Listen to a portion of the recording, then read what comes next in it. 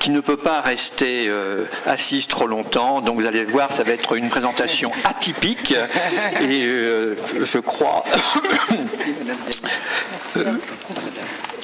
très touchante. Marianne est à la fois musicienne, cantatrice, psychothérapeute, accompagnatrice de développement communautaire, et tout cela en même temps. Ce sont des processus qu'elle développe. Elle a fondé l'association Voix Libre, qui est présente dans plusieurs pays, et principalement, mais pas exclusivement, en Colombie et au Pérou. Pardon. Non, en Colombie, c'est oui, non, c'est ça, oui, en Bolivie et en RDC au Kivu. Et cette approche est merveilleuse dans la façon dont on peut, en quelque sorte, éradiquer la souffrance de femmes et de transformer leur vie, et que c'est elles-mêmes qui ensuite se prennent en charge. Et vous allez voir ce contraste entre des femmes blessées et la façon dont elles parviennent à retrouver un état de calme, de bonheur, de félicité et surtout d'activité dans la vie, y compris d'activité économique et sociale. Je ne veux pas en dire plus. Marianne, c'est à toi. Merci. Merci à vous tous les organisateurs, merci à Pascal, à Christian, à vous tous, et puis merci mesdames de votre contribution à la clarification de tous ces enjeux sociaux et politiques et de votre aide, d'aider les ONG et la responsable ONG que je suis à pouvoir faire avancer le combat des femmes et des enfants et des plus souffrants dans le monde. Merci vraiment à tous de votre contribution. Je suis très contente, j'ai envie de remercier parce que la Société internationale des droits humains vient de me donner le prix des droits humains 2017 et j'ai envie de remercier. Merci.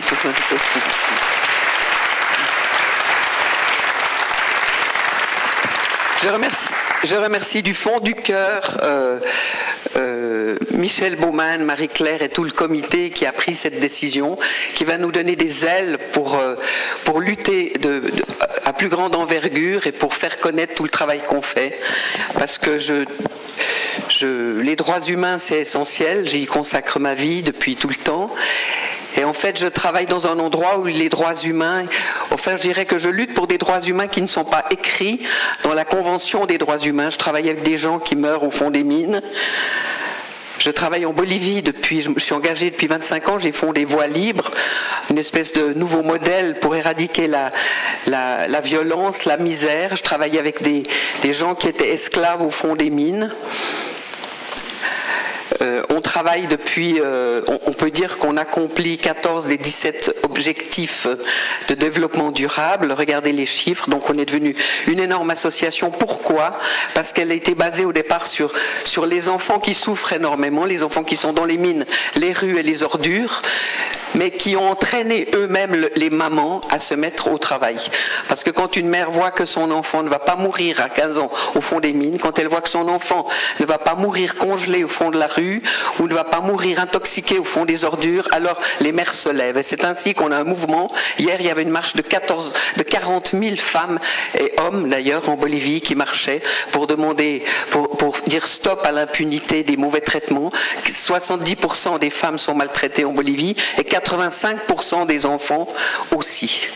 Donc c'est ce qui a soulevé, enfin mon sang n'a fait qu'un tour quand j'ai rencontré ces gens mourants dans les mines, que je vais vous montrer, voilà. J'ai commencé à Potosí, dans un endroit où il y a 8 millions de morts, et le génocide continue avec tous les gens qui meurent dans les mines chaque jour. On dit qu'on aurait pu faire un pont en or entre Potosí et l'Europe avec tout le minerai qu'on a pillé. Ce qui veut dire que c'est un soin juste que de prendre soin de ces gens dont on les a privés de toute leur économie. C'est eux aujourd'hui qui payent la dette et c'est eux qui extraient du minerai pour faire les armes. Dans ce monde complètement schizophrène où en fait on reçoit des bombes sur la tête, la France, les USA et l'Amérique sont les premiers avec l'Europe à fabriquer toutes ces armes et on passe une autre partie de notre temps à organiser des cours de développement personnel pour apprendre la non-violence. Donc imaginez dans quelle situation sont les femmes qui ne décident pas les guerres, les jeunes et les enfants. que j'ai envie de vous dire, c'est que ce prix, je le dédie à toutes les femmes du monde, toutes celles qui souffrent et qui meurent à 40 ans dans les mines, ou qui meurent au Kivu, dont je vais parler tout à l'heure. En Amérique latine, en fait, il y a 40 femmes qui meurent tous les jours sous les coups de leur amour, de leur mari, de leur amant. Au Kivu, c'est tous les jours, juste dans le Kivu, que 40 femmes meurent avec une destruction de leurs organes génitaux. On leur tire des coups de pistolet dans le vagin, on leur enfile du plastique fondu, des choses comme ça, je vous en parlerai tout à l'heure. Donc je vous demande de l'aide aujourd'hui, et c'est à toutes ces femmes qui souffrent l'innommable que je dédie ce prix. Cette femme que j'ai rencontrée dans les mines, là, quand je suis arrivée dans les mines, cette femme-là, attends, on va la trouver, là, il n'y en a qu'une, hein. Ça marche pas le petit truc. La femme en noir là-dessus, elle s'appelle Sophia. Elle me disait, donne-moi l'enfer à la place de cette vie, parce que l'enfer, je ne le connais pas, mais cette vie, oui. Cette femme, elle a envoyé ensuite tous ses enfants à l'école. On a commencé par l'éducation, la formation, les infrastructures, enfin tous les programmes d'appui jusqu'au microcrédit aux entreprises. Cette femme, elle a 10 enfants. L'aîné fait médecine aujourd'hui. Et tous ces enfants ont créé Enfin, la transformation sociale est venue de tous ces enfants qui sont montés grâce aux femmes qui les ont épaulés, qui ont supporté de continuer à vivre dans un lieu où il n'y a pas d'eau potable, où on respire du cyanure et de l'arsenic. Et tout ça n'est pas dans les droits humains. C'est pas mis dans les droits humains que respirer est un droit. Quand on est au fond des mines, on n'a pas le droit de respirer du cyanure, de l'arsenic. On n'a pas le droit de naître ou de mourir. Quand on meurt dans les mines, on n'a pas les 64 bolivianos pour descendre le corps jusqu'à la morgue. Donc j'ai découvert cette nappe phréatique souterraine des non-droits, des droits inhumains, des droits dont on ne prend même pas garde, auxquels on ne prend même pas garde, comme en Afrique, dans tant de situations de génocide. Un technicien ? Non. Là, j'ai rien à vous dire, sinon que regardez au XXe siècle la situation des hommes qui travaillent au fond des mines. Il y a très peu de femmes. Les femmes sont plutôt à l'extérieur, mais de nouveau, elles ont le droit d'habiter. Est-ce que c'est habiter que de vivre dans un terrier à 4500 mètres d'altitude, sur un lit de cailloux, avec vos enfants qui doivent marcher 4 heures pour descendre à l'école, s'ils y vont, et le soir rentrer à minuit? Voilà les premières images quand j'ai décidé de faire du microcrédit dans la mine il y a 20 ans.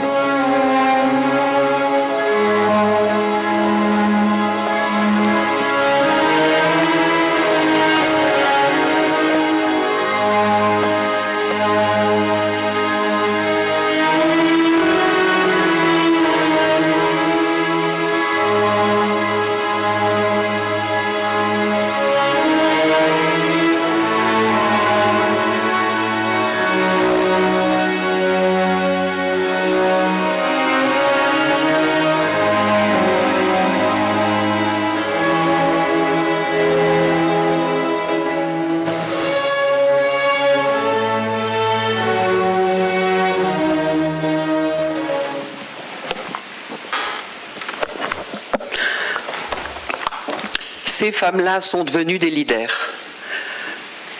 Parfois, les rêves ont plus de sagesse que la réalité. Ce jour-là, je me suis excusée au nom de l'Occident d'avoir pillé tout cet endroit. Ils ont dit, mais on a déjà pardonné, on n'a aucune colère. Mais ces femmes étaient dans un fatalisme tel, vous avez vu des visages inhumains. Elles ont relevé le défi, on a commencé avec 10 microcrédits pour en faire des milliers ensuite, et peu à peu elles ont su rendre l'argent. Une qu'on voyait, c'est devenue une très grande leader de toutes les femmes des mines, qui ont démontré qu'en fait que la femme a ce cœur énorme, cette générosité, pense pour commencer à l'autre. D'ailleurs, on a des yeux qui sont faits pour regarder l'autre et pas nous-mêmes. Qu'elles ne sont pas dans l'ego, mais qu'elles sont dans le corps, donc le cœur, donc la créativité. Et c'est à partir de quelques femmes extraordinaires dans la mine que toutes ont commencé à se réunir et à descendre dans un énorme centre qu'on a construit. On avait 100 orphelins. Le voilà. À 4500 mètres d'altitude, 4002 ici. 100 orphelins. Et les réunions de microcrédit, il n'y avait pas de guichet à la banque. C'était toutes les femmes ensemble qui disaient comment est-ce qu'on s'en sort, comment est-ce qu'on va se débrouiller pour ne pas mourir. Donc des microcrédits solidaires. Comment est-ce que j'aurais imaginé demander des intérêts à ces femmes? On était dans les banques solidaires, mais ce n'était pas solidaire, c'était du 30, du 40, du 50% d'intérêt. Donc on a décidé dès le début, pas d'intérêt, mais l'intérêt est multiplicateur. Ça veut dire qu'aujourd'hui, on demande un intérêt en service. Donc on gagne beaucoup plus, tous gagnent beaucoup plus à demander des services aux gens. Toutes ces femmes-là vont faire quelque chose.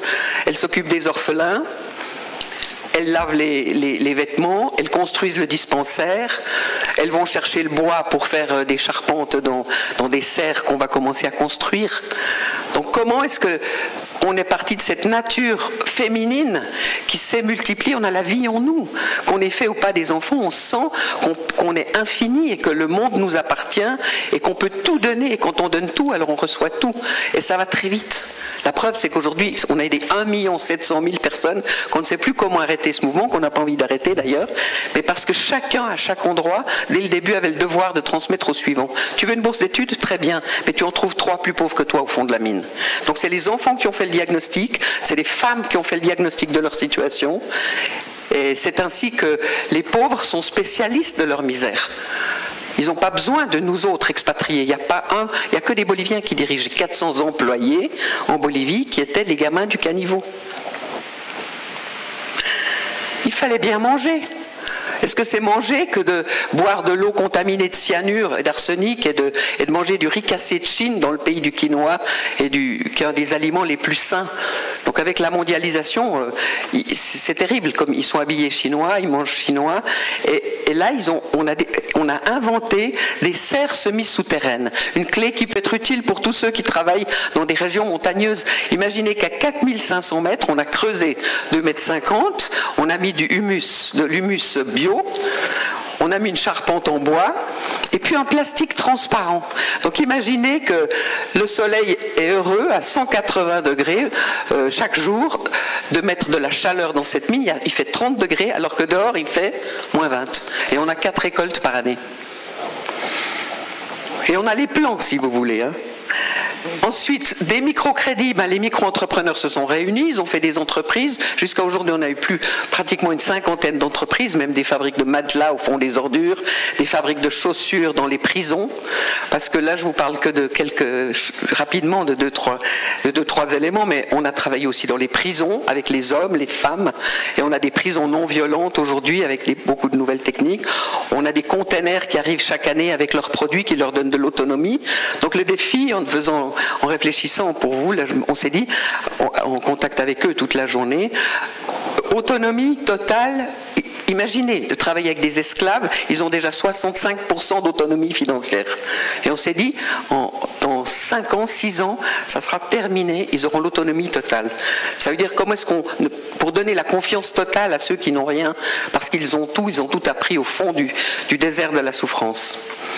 Les transformations des femmes, toutes ces femmes, vous avez vu les femmes des mines, mais par exemple là c'est une photo il y a 20 ans à gauche, au fond des prisons, je m'occupais des enfants, et il y avait une petite là entourée. Aujourd'hui c'est la coordinatrice générale, avocate, qui a transformé les lois, qui a transformé tout le système de pensée, si vous voulez, avec toutes les femmes. Plutôt que de lutter contre la violence, on a fait des programmes de campagne pour les bons traitements, ce qui est positif. Donc du coup on arrive à attirer et à travailler avec les auteurs de violence. Elles ont créé encore les cités de la bonté, maintenant on en a déjà 3 aujourd'hui, des cités de la bonté où simplement ceux qui ont vécu la pire violence sont dans la douceur, dans la tendresse, avec des programmes de pédagogie de la tendresse. Esta es la realidad que se vive en Bolivia. Mujeres que están en las calles pidiendo justicia, mujeres que han sido sobrevivientes de violencia, mujeres que tienen casos abiertos en juzgados. Aquí hay hermanas, madres, primas buscando justicia en casos de feminicidio, pero vemos que los jueces, fiscales y la policía no está haciendo nada. Señores, disculpen las molestias, nos están asesinando, nos están matando día a día y cada día estamos sufriendo. ¿Cuántas mujeres más tienen que morir? ¿Cuántas mujeres más tienen que llorar para que se llegue la justicia? Basta de impunidad en los casos, basta. Estamos cansadas de vivir en una sociedad donde no hay injusticia, donde el pobre no tiene justicia. Compañeras, ¿qué queremos? ¡Justicia! ¿Cuándo?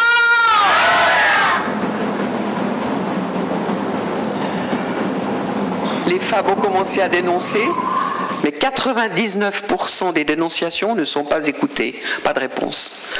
D'où la manifestation, et hier il y avait 40 000 femmes qui marchaient dans le pays pour demander la justice. Même les juges, il y a eu des juges qui se sont suicidés tellement la situation est compliquée avec 6 ans de retard de justice. Como hombres de paz, nos unimos a las filas de la justicia. Las mujeres que están en sufrimiento no están solas y hemos decidido nosotros como hombres denunciar a la violencia. Queremos un nuevo modelo de hombre, promover una nueva paternidad para nuestros hijos, rechazar ese estigma de que los hombres somos violentos, de que los hombres son agresivos. Quiero dar mi testimonio según nuestra ley 342 que he aprendido que era un hombre violento y yo he cambiado bastante y realmente me arrepiento de ser un agresivo. Pienso que no debe ser así. En Bolivia debemos los hombres que somos muy machistas debemos cambiar esa vida. Cuando nosotros entendamos que el hábito de ser hombre de paz puede ser inculcado entre todos los hombres, todas las personas desde la familia, podremos erradicar la violencia en sí. Donc vous l'avez compris, on travaille aussi avec les hommes, des grands groupes qui s'appellent Hommes de paix. Les hommes que vous avez vus étaient des assassins, des violeurs. Et ce qui est très impressionnant, c'est de voir que la résilience chez les enfants, vous le savez, en 4-5 jours, vous avez un enfant qui se réveille et qui retrouve sa vie. Chez les hommes, c'est pareil. Dans les prisons, partout en Inde, il y a des prisons de non-violence. En une semaine, les hommes pleurent, réalisent ce qu'ils ont fait, réalisent qu'ils peuvent changer le courant de cette violence dont ils ont été témoins. Donc on a plein de techniques et d'outils, on a des mallettes de bon traitement, on a envoyé des milliers d'enfants à l'école, on a augmenté de 11% le taux des filles qui vont à l'école et on forme des petites avocates avec les filles les plus pauvres qui viennent se former un week-end par mois pour apprendre tous les droits humains, apprendre la prévention sexuelle, enfin plein de choses. Et puis on a une mallette de bon traitement qu'on donne à chaque école où ils peuvent projeter des vidéos chaque semaine pour former les enfants à la justice.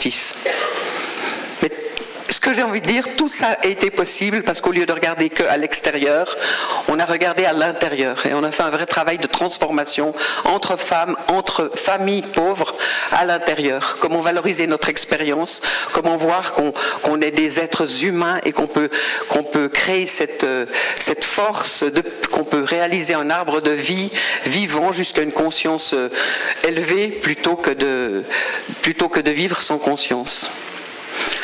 Donc on a fait beaucoup de thérapie, comme vous pouvez l'imaginer, mais la thérapie principale, si ça s'appelle voix libre, c'est qu'on libère la voix des gens, la voix des femmes, qu'elle soit 10 fois plus forte, 100 fois plus forte. Donc je n'avais pas de piano pour le faire aujourd'hui, je vous montre juste ce que ça donne. Les gens qui viennent à mes stages n'ont pas de voix. En Bolivie, ils étaient muets. Écoutez juste quelqu'un qui libère sa voix, ce que ça donne, pour imaginer qu'on peut passer de 1 à 100 dans notre puissance infinie.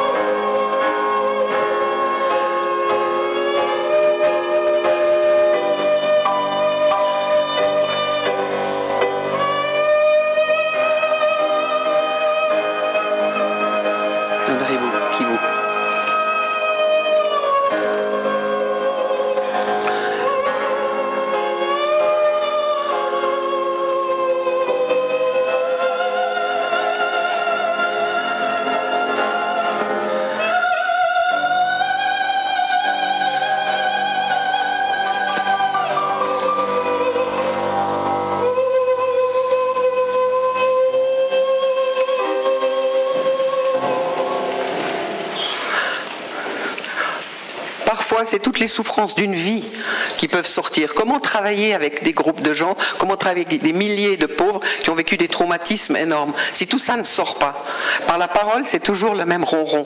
Mais par le chant, vous avez compris, les gens vivent une transformation énorme. Ils arrivent à libérer ce qui est l'indicible et ils arrivent surtout à connecter leur puissance. Donc c'est ce qu'on va faire avec tous les gens de l'ONU bientôt dans le parc, c'est décidé.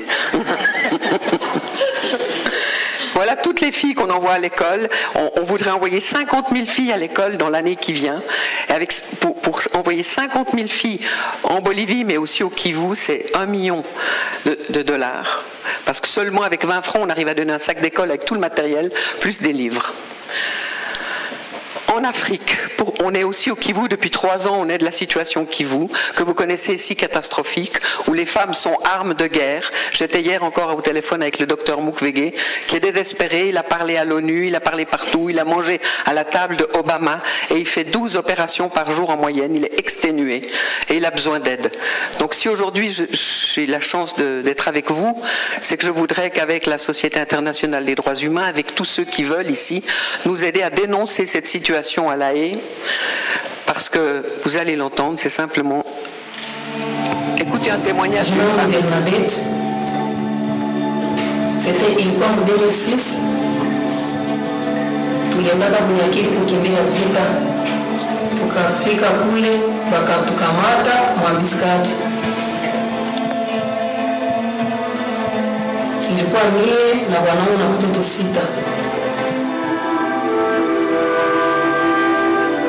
Kisha pale wakakamata bwanangu, wakamutia kumuti, wakamfunga kumuti, wakamuingiza kisu, na wakamuingiza kisu kutumbu, na akakufa pale pale.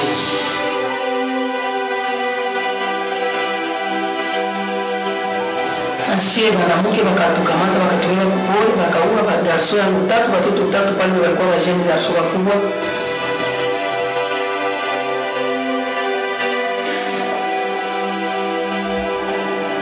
Kisha tukaenda kule, tukasumbuka, tukabeba mamimba za wale watu wa asaya, hatubajue.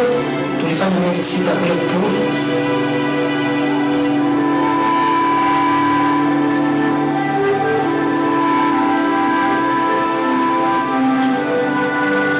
Hatuna nguo, tulikuwa tunavaa, lakini Mungu akatusaidia, tukakimbiaka, tukatoroka juu sababu tuambia tuende tuchote maji. Kisha Mungu akatusaidia, tukakuta mama moja akatupokota kunjia.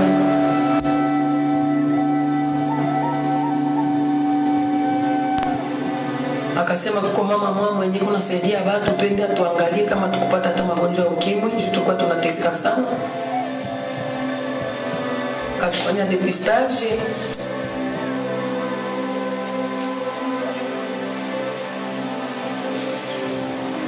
Bakatupima, bakasema tuko na masida.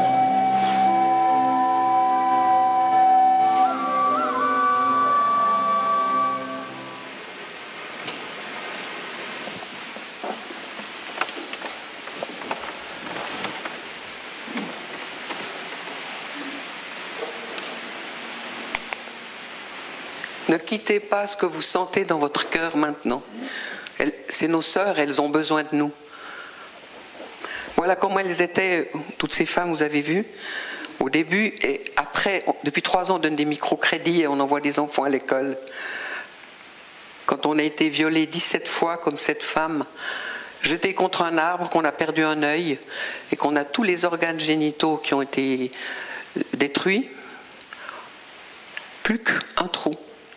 Il ne sait plus quoi faire, le docteur Mukwege. La situation est tellement terrible maintenant que c'est les filles, et les enfants et les bébés qui arrivent complètement déchiquetés. Mais imaginez qu'avec peu d'argent et des microcrédits, regardez leur tête. Elles se sont remises à chanter, remises à bouger, remises à danser parce qu'elles sont ensemble.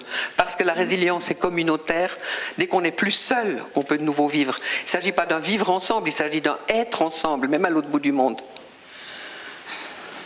Donc là aussi, si vous connaissez des gens, si vous avez envie d'aider, avec $1 million, on peut faire simplement des miracles. Et on pourrait construire des cités de la bonté partout. Et là, quand même, il fallait imaginer quelque chose de positif. Oui, la violence faite aux femmes cessera. Et alors le monde serait prospère et en paix.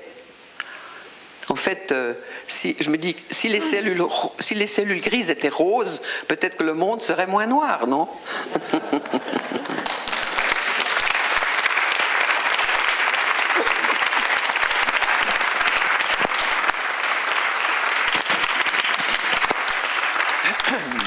Juste pour finir, quand même, vous dire qu'on a envie de dénoncer à La Haye, et toutes les associations intéressées, ou les privés, ou vos réseaux, venez me le dire après, ou faire un avas, mais comment en 10 ans, il dit j'ai eu tous les prix, toutes les recommandations, et rien ne bouge. Il a mangé avec tout le monde. Donc il a une indigestion aujourd'hui. Merci de vos réponses.